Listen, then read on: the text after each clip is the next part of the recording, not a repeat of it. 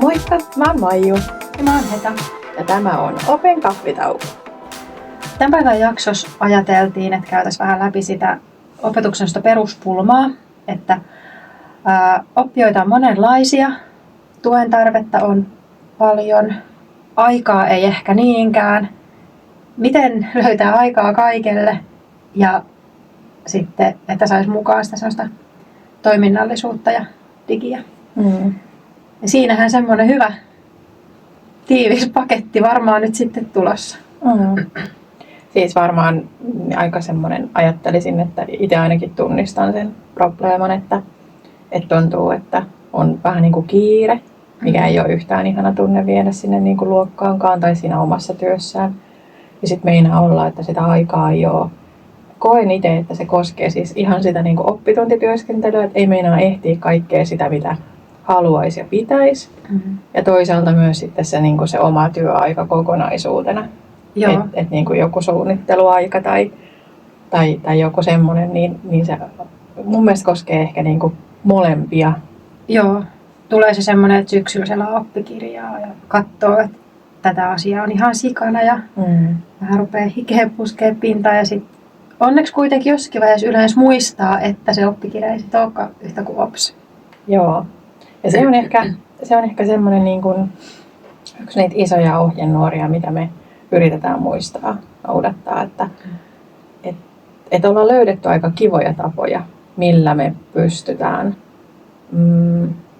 ehkä löytämään sitä aikaa. Olisiko se semmoinen hyvä tapa ilmaista se? Mä luulen, että se on aika osuva. Että kun eihän sitä aikaa mistään tule varsinaisesti lisää. Kaikilla on se sama semmoinen määrätty minuuttimäärä aina siinä oppitunnissa. Että se ei muutu mihinkään, mutta että miten sen ajan käyttää, niin se on aina sitten sitä semmoista valintaa. Mutta onhan se myöskin niin, että just mitä tuossa edellisessä jaksossakin puhuttiin, että aluksi kun lähdettiin miettimään, että millä tavalla nämä palikat loksahtelee, niin kyllä me ollaan niin kuin, käytetty paljon sitä aikaa siihen, että mitäs tämä tarkoittaa ja kuinka tämän saisi ja miten tämä tulee. Mutta sitten kun me löydettiin sitä, että hei, näähän niin kuin, näissä tulee tämmöistä ja tämä voisi toimia näin, ja niin se oikeastaan kun lukee niitä eri suunnitelmia ja tavallaan sisältöjä ja tavoitteita katsoo, niin sieltä niin kuin alkaa vähän itsestään nousta, että hei, näistä tulisi tommonen ja tästä tulisi tämmöinen. Joo, mä oon samaa mieltä, että se kun löytyi niitä semmosia yhtymäkohtia oppiaineiden väliltä esimerkiksi, niin vapautti sit opetuksesta aika paljon aikaa, että totta kai ne asiat joutuu käymään. Tavallaan vaikkapa jos sama aihe on kahdessa eri oppiaineessa, niin näkökulma on kuitenkin eri. Kyllä. Mutta niin kuin sä sanoit, niin se semmoinen hyvä pohjatyö, että saa niin sellaiset kokonaisuudet sieltä löydettyä. Niin se on varmaan kyllä tosi tärkeä. Se olisi ainakin meidän työssä silloin ollut iso merkitys. Kyllä. Aika monihan ehkä kyseenalaistaa sitä, että tarvitaanko digitaitojen oppimista. Tai ei ehkä niin kuin kokonaan kyseenalaista. Kyllähän kaikki varmasti tietää, että digitalisaatio on semmoinen nykyyhteiskunnan realiteetti, että kyllä niitä taitoja vaan tarvii, mutta että minkä verran niitä perusopetuksessa, millä tavalla sitten opetetaan. Ja sitten on aina sellainen ikuisuuskysymys, että kuka vastaa, kun ei ole semmoista oppiainetta kuin digitaidot. Niin se, että löytää niitä semmoisia sopivia kokonaisuuksia oppiaineiden sisältä, jotta puitteissa sitten niitä digitaitoja opettelee, niin se vapauttaa sitten tietysti. Tai tuo aikaa sille digin opettelulle. Joo, se olisi varmaan selkeää, kun joku sanoisi, että kuinka ja koska ja milloin.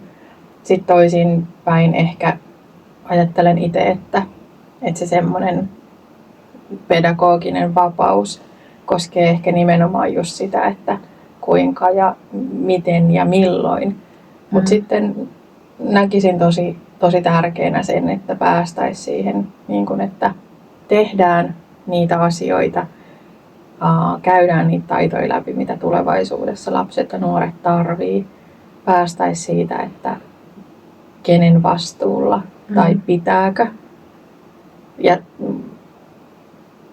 se vaatii kyllä mun mielestä niin kuin monenlaisia asioita, mutta ehkä se vaatii just semmoista niin kuin rohkeutta ja positiivista otetta, että niitä haasteita on siellä arjessa paljon, mutta digin ei välttämättä tarvi olla yksi niistä, vaan se ehkä voisikin olla niin kuin tuki ja semmoinen turva- ja apuväline.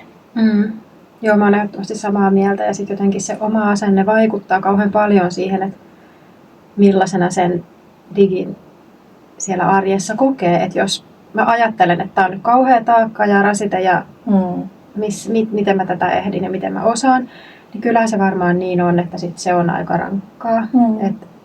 Että se semmoinen, että ajattelee, että mä yritän parhaani ja se riittää. Joo, mutta se on aika semmoinen, niin kuin itse ainakin koen, että iso ja pelottava ja kaikki nämä niin kuin, edistysaskeleet, kun sehän ei ole millään tavalla stabiilia, että kun me ollaan opittu käyttää jotain sovellusta ja niin kuin, tai jotain laitetta tai jotain välinettä, niin sitten seuraavan kerran se on päivittynyt tai tulee joku muutos tai jotain ei voikaan enää käyttää tai niin kuin, että koko ajan asiat menee eteenpäin, että se mitä se on niin kuin ollut 2 vuotta sitten, mikä oli hei tää oli hyvä juttu, tällä me mennään, sitten sä huomaat, että ei vitsit, että tää ei enää olekaan semmoinen, että me voidaan tätä käyttää, niin se vaatii vielä enemmän kuin jos sä vertaat vaikka jonnekin oppiaineen tavoitteisiin ja sisältöihin, niin nehän on siellä opetussuunnitelmassa semmoisina tietyllä lailla pysyvinä elementteinä. Mutta ehkä sitten se digin rooli onkin tietyllä tavalla olla vähän semmoinen niin kuin mikä tahansa toiminnallinen menetelmä. Että sä voit siitä niin kuin sen luokan, sen ryhmän lähtökohdista käsin, mitkä ne on ne tavoitteet, mitä ollaan asetettu, niin miten se digikin voisi olla osana tukemassa sitä, osana muita menetelmiä. Joo, ehdottomasti, kun kuitenkin sitten ne sellaiset monet työtavat, joita laitteella pystyy hyödyntämään, on semmoisia, että ehkä itsessään eriyttää niin, että pystyy samaa tehtävää tekemään oppilaat kukin tasollaan, että on se joku minimi, mikä tehdään, tai sitten joku tekee enemmän, tai sitten jos ajattelee tämmöisiä helppokäyttötoimintoja, mitä löytyy tosi paljon, niin kyllähän nekin on siis ihan korvaamaton tuki joillekin oppilaille tietyissä tilanteissa. Kyllä. Mutta sitten jos miettii vaikka niinku kansallisia hyvän osaamisen kuvauksia, mitkä on tullut, niin nehän on tosi laajat ja kaiken sen arjen keskellä, just kun puhuttiin aluksi siitä, että mistä lähtee liikkeelle, kun aikaa ei ole, niin ehkä meidän semmoinen niin kuin lempivinkki on, että palaa sinne opetussuunnitelmaan. Joo.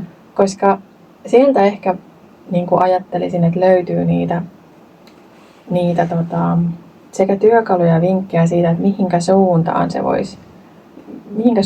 ehkä voisi mennä ja mistä se tavallaan, että minkälaisista jutuista voisi se oma ryhmä hyötyä. Joo, se on ihan totta kyllä. Ja vaikka kun se opetussuunnitelma on niin hurjan laaja, niin tuntuu semmoiselta isolta urakalta lähteä sieltä etsimään niitä asioita, niin se mitä me ollaan tehty on, että hyvissä ajoin syksyllä jo tai jopa ennen kesälomaa voisi katsoa valmiiksi niitä tavoitteita sieltä OPSista ja sisältöä, mitä sieltä tulee, niin sitten olisi ennakkoon jo sellainen käsitys siitä, että okei, tämä on tämä kokonaisuus. Että kun ne on heti alusta asti, lukuvuoden alussa selvillä, että mitä nyt pitäisi tehdä, niin sitten ei tule sitä semmoista paniikkia kesken kaiken, että voi ei, että ollaanko tehty riittävästi. Tai sitten huomaakin vaikka yhtäkkiä, sehän ei siis haittaa mitään, jos näin kävisi, mutta aikaa säästyy, jos ei käy niin, että huomaa yhtäkkiä, että ai jaa, että me käytiin tämä asia historiassa syksyllä ja nyt tuleekin uudestaan ympäristöopissa. Joo, siis on kyllä ollut hauska nähdä, miten se niin kuin opetus on muovautunut OPSin mukana vielä enemmän. Ja oikeastaan siinä, kun sitä opetussuunnitelmaa lukee ja ollaan tehty sitä, vaikka me tehdään usein semmoinen aika karkea suunnitelma, että miltä se lukuvuosi niin kuin näyttää. Kun me tehdään semmoisia monialaisia kokonaisuuksia, jos siellä sitten on niin kuin semmoinen painopiste, että on enemmän jotain tiettyä oppiainetta. Ja kun vuosiviikkotuntien määrä vaihtelee, niin sitten ne jaksot on vähän eri pituisia. Ja se rytmittää aika hyvin sitä lukuvuotta, näkee vähän, että minkä pituisia jaksoja olisi tulossa. Ja sitten ehkä sekin ohjaa siihen sitten ne sisällöt ja tavoitteet, mitä siellä jaksoissa on, että minkälaisia menetelmiä ja työtapoja käytetään. Saattaa olla, että vuoden alussa on enemmän semmoisia kaveritaitoja ja vaikka lähiympäristöä ja sitten mietitään, että mikä on semmoista, niin kuin mitä yhdessä parin ja ryhmän kanssa vaikka voisi tehdä. Joo, ja sitten kun on ne jaksot katsottuna, että tietää vähän, että minkälaisia juttuja on tulossa, niin pystyy just sitten ennakoimaan sitä, että okei, no, että niin kuin Maiju sanoi, niin siinä aloitusjaksossa varmaan ne kaveritaidot ja yhdessä tekeminen on se pääpointti, mutta sitten voikin olla seuraava jakso, että okei, tässä kannattaa nyt ottaa niitä digitaitoja sitten enemmän jo mukaan. Et meillä on tärkeää se kuitenkin, että löytyisi ne tasapaino, että ei olisi sitä digiä digin vuoksi. Joo, ja tavallaan usein sitten, jos on semmoisia kokonaisuuksia, niin kun miettii sitä koko toteutusta, niin siinäkin se tasapaino on jotenkin tosi tärkeää, että jos jossakin jaksossa on joku semmoinen toiminnallinen tapa, jolla osoitetaan sitä omaa osaamista, tai sitten voi olla niin kuin perinteisempi paperikoe tai joku semmoinen niin kuin kirjoitelma, niin sitten saattaa olla, että huomataan, että okei, no, mutta sen jakson aikana me voidaankin keskittyä sitten niin kuin digitaitojen osalta tiedonhakuun tai sitten vaikka hypätään sinne, että otetaankin enemmän matematiikassa semmoista perustaitojen drillausta vaikka. Tai sitten onko joku muu asia, ihan niitä näppäintaitoja, niin kuin kirjoittamista. Ja sitten jätetään tavallaan semmoinen isompi tuottaminen kokonaan pois siitä ja rauhoitetaan tavallaan sitä aikaa siihen. Se on myös ollut semmoinen mun mielestä tärkeä, mitä me ollaan huomattu työssä, että aina just ei tarvitse olla mitään sellaista isoa digiprojektia, vaan se voi olla semmoista aika pientäkin tekemistä tavallaan, että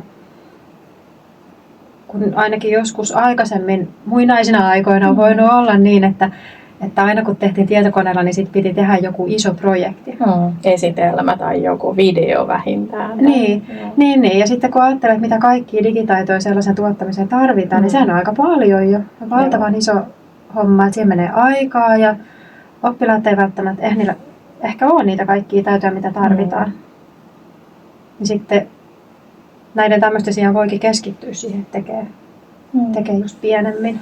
Ja sitten johonkin jaksoon voi tietysti laittaa joku se isomman projektin, mutta sekin vaatii sitten valmisteluja aina ja sellaista hyvää suunnittelua. Kyllä, ja sitten tavallaan sen, että huomioidaan se siinä niin kuin just niin kuin työskentelyssä, mutta arvioinnissakin, että hei, että mikä tässä on nyt sitten se, että oppilas tietää, mitä oletetaan, että hän niin kuin tuottaa.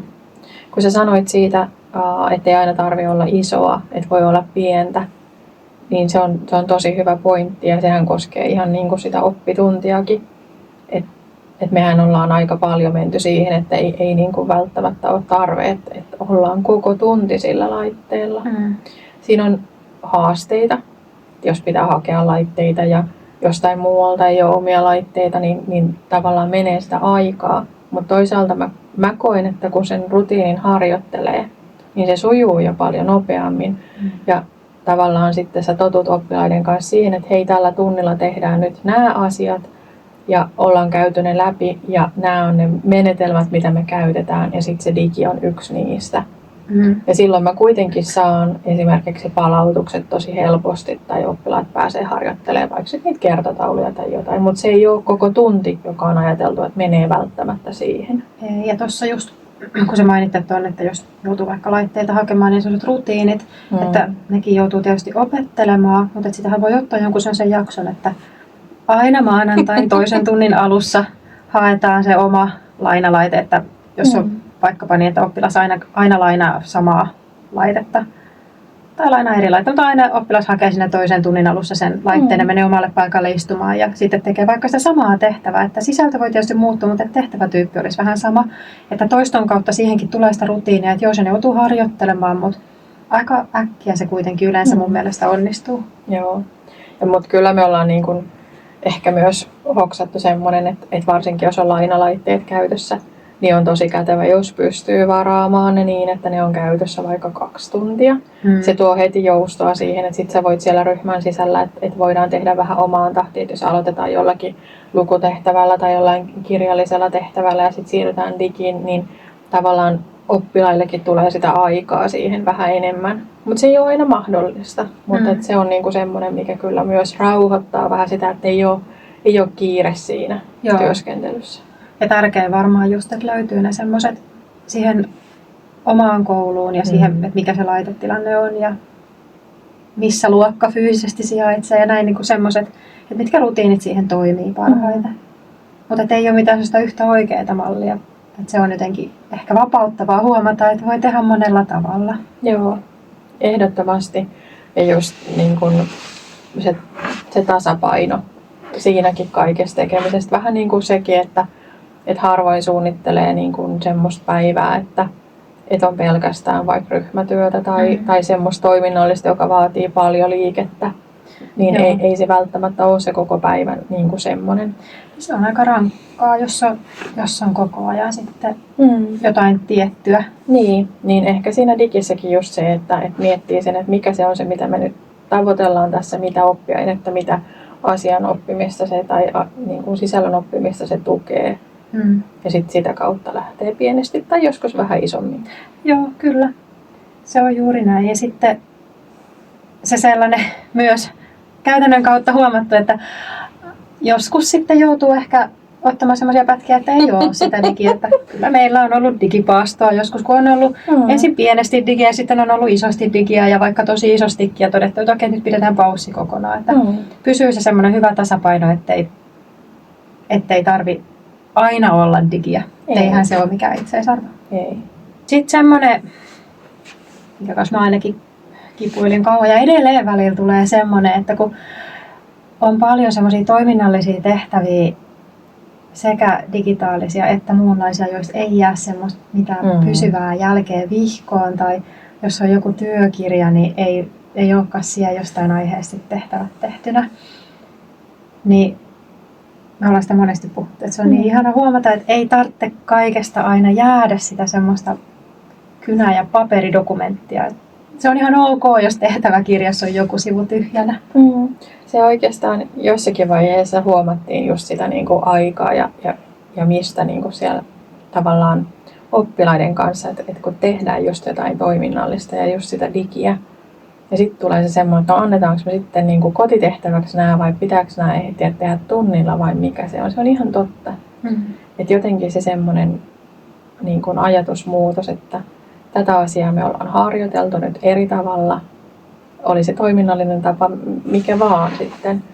Ja nyt ei välttämättä jää sitä. Ja saattaa olla, että hyväkin tehtävä jää tekemättä. Mutta se ei ole maailmanloppu just, että mitä tuossa aikaisemmin jo puhuttiin, että kun oppikirja ei ole OPS, niin ei myöskään se tehtäväkirja ole OPS. Ei tarvitse olla kaikkien hyvienkään tehtävien tehtynä. Joo. Totta kai sieltä voi valita sitten niitä, mitä vaikka just antaa kotitehtäväksi tai teettää jossakin yhteydessä, mutta ei missään nimessä tarvitse jokaisen sivun, joka rivin on täytetty. Ja tietenkin se varmaan korostuu just sit vielä siinä, kun niin kuin puhuttiin jakson alussa siitä, että kun sieltä OPSista poimii ne sisällöt ja tavoitteet, mitä sille kyseiselle vuosiluokalle tiettyihin oppiaineisiin on, niin kyllähän oppikirjoista sitten niin kuin nousee esiin ne sisällöt, jotka on käytävä läpi, että se tietenkin tukee myös sitä. Joo, se on ihan totta. Mutta kun sitä kokonaisuutta miettii, että puhuttiin siitä, että meillä on niitä jaksoja, että luetaan sitä OPSia ja katsotaan, että mistä löytyy sieltä semmoisia sopivia paketteja, että tästä kootaan vaikka mistä ruoka tulee jakso ja siihen liittyy nämä oppiaineet ja tehdään tämmöisiä tehtäviä. Niin se mikä on tärkeää, että just alusta asti olisi selvä myös sitten, että miten tämä arvioidaan. Ja kun sulla on selvillä se, niin sitten tavallaan tulee se mielenrauha, että okei, me ollaan tehty niitä asioita, mitä pitää tehdä ja katsottu, että OPSissa määrätään arvioimaan tällä tavalla. Niin sitten sulla on kuitenkin dataa siitä, että on tehty niitä oikeita asioita ja oppilaalla on ollut mahdollisuus näyttää sen osaamista. Meillähän on sitten tulos erikseen vielä siitä meidän lempilapsesta monipuolisesta arvioinnista jakso. Niin mennään siihen sitten tarkemmin vaikka silloin. Joo. Mutta hei, tässä jaksossa ollaan nyt käyty läpi sitä oikeastaan, että miten sitä aikaa tavallaan saisi, jos ei nyt lisää, niin mistä sitä voisi löytää. Ja voitaisiin ehkä varmaan käydä lyhyesti läpi, että mitä niitä meidän vinkkejä oli. Siellä oli ainakin tämä, mitä nyt äsken vielä jankkasin ja jankkaan varmaan moneen kertaan tätä kauden aikana, että OPSista katsoo tarkasti sen, että mitä siellä sanotaan. Että ei tarvitse käydä aina välttämättä kirjasta kaikkea, mitä löytyy. Ja sitten toisaalta, että löytyy ne semmoiset kokonaisuudet, jotka sitten voi olla monialaisia, jolloin sitä aikaa ehkä sitten säästyy. Tai sitten välttämättä aina ei ole montaa oppiainetta yhdessä kokonaisuudessa, mutta yleensä ainakin jotakin semmoisia yhtymäkohtia löytyy. Me puhuttiin myös siitä, että tavallaan niin kuin löydetään sieltä OPSista niitä tavoitteita ja sisältöjä. Meillä on tietynlaisia tapoja, mitä ollaan tietenkin kehitelty yhdessä, miten toimitaan ja miten me koetaan, että päästään hyvin alkuun lukuvuodessa ja jaksoissa. Meillä on Instagramissa niitä semmoisia suunnitteluun liittyviä postauksia, kannattaa ehdottomasti käydä kurkkaan sieltä. Toigoedu-nimimerkillä löytyy. Ja siellä on myös linkki meidän blogiin. Kannattaa käydä tutustumassa. Ja sitten tosiaan me puhutaan sitä, että kun me ollaan luotu ja me ollaan tehty ja me ollaan mietitty, niin siinä ehkä korostuu tämä, että miten tärkeää on se, että olisi joku, jonka kanssa pallotella niitä ideoita. Totta kai yksinkin voi tehdä, mutta ainahan 2 ihmistä ehkä ehtii enemmän kuin 1. Että se työparin rooli on tosi merkittävä kyllä. Joo, se on ihan totta. Eli jos ihan lyhyesti pähkinänkuoressa sanoisi, niin varmaan se, että selvitä lukuvuoden alussa mahdollisimman pian se, että mitä sä meinaat vuoden aikana tehdä. Sillä karkeasti ei tarvitse tietenkään olla mitään valmiita tuntisuunnitelmia tai edes viikkosuunnitelmia, mutta olisi semmoinen jonkunlainen kokonaiskuva siitä, mitä tuleman pitää. Ja sitten, jos on rinnakkaisluokan opettaja, niin pyydän nyt sitä apua ihmeessä. Ehdottomasti. 2 on aina kauniimpi. Ne olisi varmaan ne meidän tärkeimmät vinkit. Kyllä. Siitä on tosi hyvä lähteä liikkeelle. Joo. Seuraavassa jaksossa ajateltiin vähän paneutua tarkemmin siihen eriyttämisen teemaan vielä. Kyllä. Se on semmoinen, mistä me ollaan tosi innostuneita tietyllä tavalla, että on mahdollisuus eriyttää. Kyllä. Mutta hei, oli ihan huippua, että kuuntelit tämän meidän jakson. Jatketaan ensi kerralla. Moikka!